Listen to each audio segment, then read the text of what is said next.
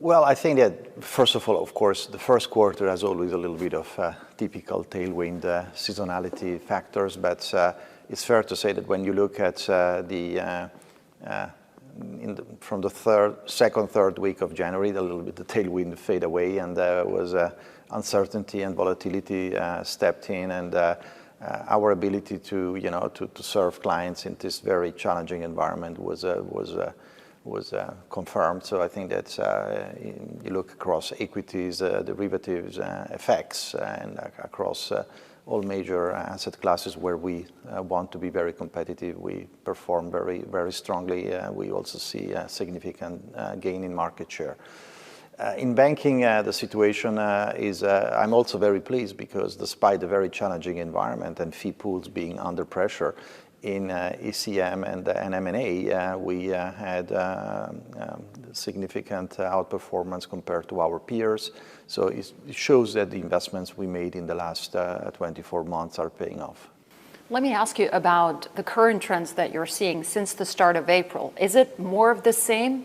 Any improvement here in banking? What do you see? Well, you look at the first couple of weeks of April were definitely extremely volatile. I would say, we saw peaks in volumes in the first couple of weeks that exceeded by 30% COVID times. So that's very significant change in, and I was very pleased to see that from an operational standpoint of view, we were able to support these volumes. You look at the last 10 days or so, I think there is a little bit of fatigue coming in. I think that investors are now waiting in a wait-and-see mode. Markets have settled down to levels that now people are waiting for significant news, but I do expect spikes of volatilities to come back as positive or negative news unfold.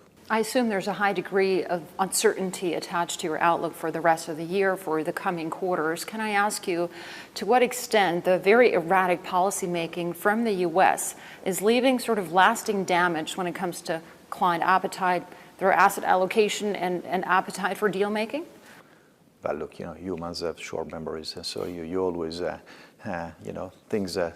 When things are settled and new solutions are found, people will just look forward, not back. And so I'm pretty confident that when solutions are found, it's gonna be okay. Now, it's fair to say that if the uncertainty goes on for long, as a cost, right? So, and there is a wide range of outcomes that will weigh on economic outlook and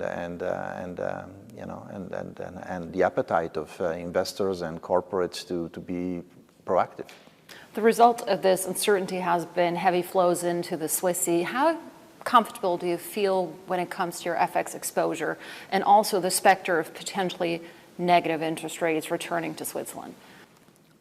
We are fairly confident that, our business mix, when I mentioned before that, the strength of our diversified business model is also, one element of this is also the diversification we have in terms of currency exposure, cost and revenues. So I'm not overly concerned about the movements there.